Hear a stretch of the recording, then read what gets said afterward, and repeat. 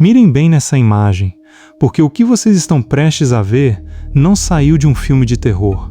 Saiu de um laboratório na Califórnia e já caminha entre nós. Ele se chama Three Halves, tem 2 metros de altura, e sua criadora o projetou com um torso humanoide implantado sobre 4 patas articuladas que terminam em pesunhas, como se a mitologia antiga tivesse ganhado forma metálica bem na nossa frente. Uma cabeça angular, coberta de chifres, com olhos que brilham no escuro, como se algo por trás dessas lentes estivesse nos observando de volta. Não é coincidência que o mundo inteiro, ao ver essa imagem, tenha pronunciado o mesmo nome uma e outra vez: Baphomet, a figura que durante séculos representou o mal. Até os próprios engenheiros admitem sem rodeios que o nome da empresa é um aceno deliberado à mitologia grega, a criatura metade cabra que habita os bosques e os limites entre o mundo humano e o que não o é. E aí está o primeiro sinal que não podemos ignorar. A tecnologia mais avançada do nosso tempo escolheu, entre todas as formas possíveis, se vestir com o rosto do que a humanidade sempre chamou de mal.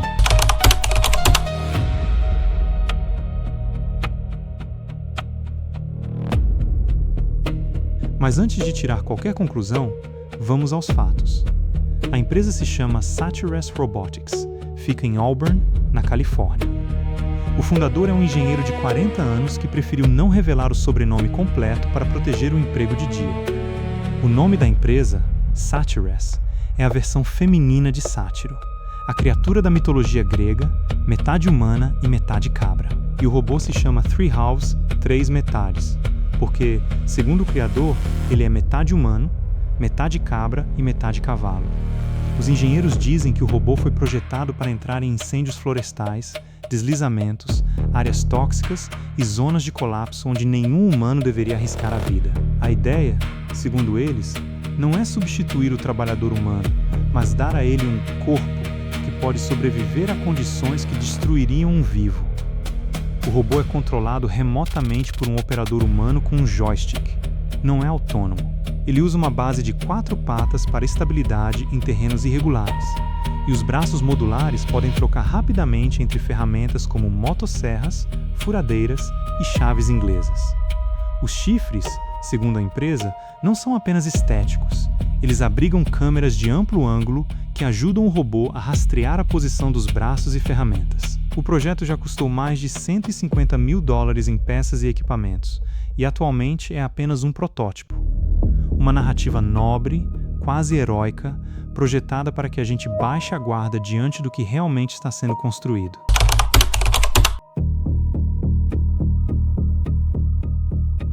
E é aqui que a história começa a ficar estranha. No site da empresa, os próprios criadores escreveram uma frase que deveria fazer qualquer um parar e pensar. Eles dizem que o robô é "more dangerous than it looks", mais perigoso do que parece. Não é uma confissão de intenções malignas, pelo menos não explicitamente, mas é um reconhecimento honesto de que aquela máquina de 2 metros, com chifres, olhos brilhantes e uma motosserra no lugar da mão, não é um brinquedo. E aí vem o detalhe mais bizarro de toda essa história. A própria empresa publicou instruções detalhadas de como parar o robô se algo der errado. Eles dizem que o robô tem freios de emergência, travas de pino e sistemas de falha segura que imobilizam a máquina se a pressão do ar for perdida. Mas o que realmente chocou a internet foi a instrução mais direta.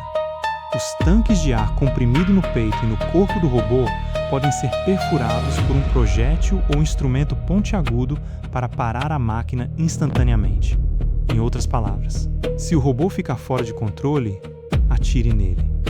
A empresa também admite que o robô tem limitações físicas. Ele não consegue virar em corredores estreitos, e chifres maiores podem ser instalados especificamente para impedir que ele passe por portas de pedestres. Pensa nisso por um momento. Eles estão projetando uma máquina que eles mesmos têm medo de não conseguir controlar.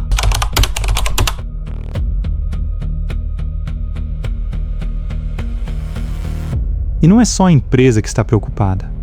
A internet pegou fogo. Uma postagem no X sobre o robô já acumulou mais de 10,9 milhões de visualizações. Os comentários são uma mistura de humor e terror genuíno. Um usuário escreveu: "Irmão, se isso sair da fumaça para me resgatar de um incêndio florestal, eu vou correr para dentro das chamas."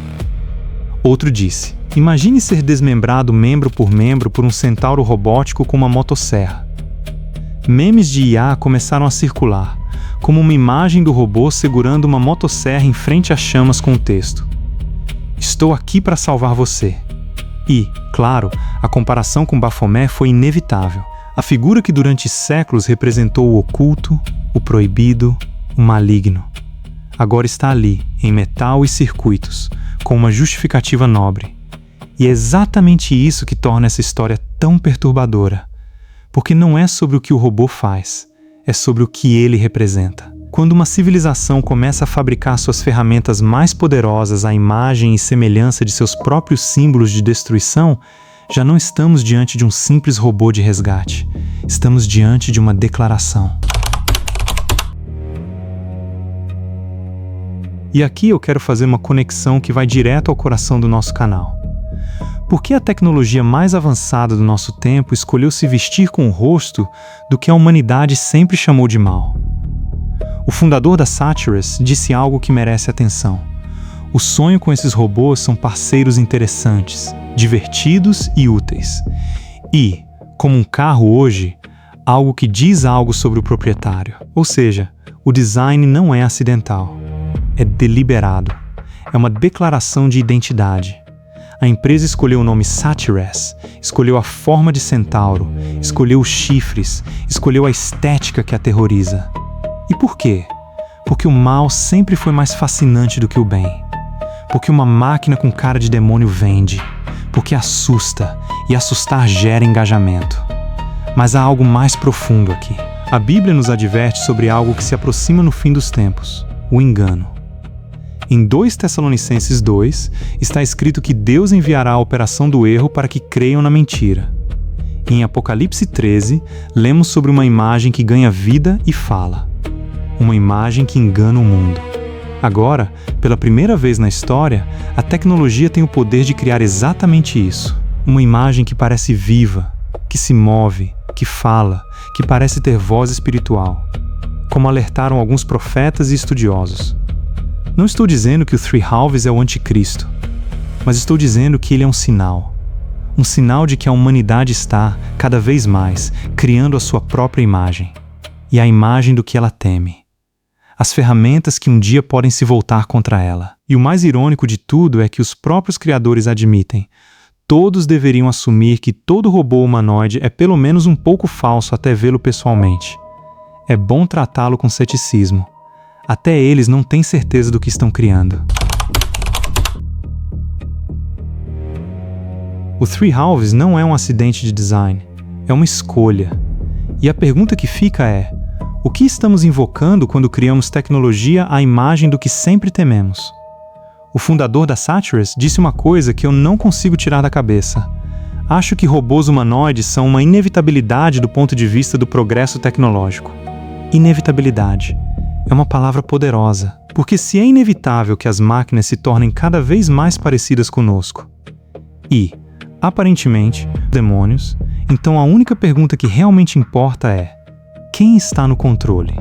Nós ou aquilo que criamos?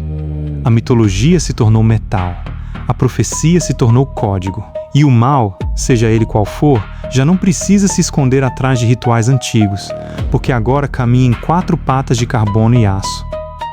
Enquanto a gente celebra o avanço, a figura de Baphomet se multiplica em laboratórios de todo o planeta. E cada novo robô, cada novo sistema de inteligência artificial se aproxima um pouco mais da hora em que a humanidade deixe de ser dona do seu próprio destino. Não estamos presenciando um acidente de design, mas uma revelação involuntária de para onde este caminho nos está levando. Se esse vídeo te fez pensar, compartilha com alguém que precisa ouvir isso. E me conta nos comentários: você acha que é só coincidência ou há algo mais por trás dessa escolha de design? Mas até aqui, isso é só coincidência.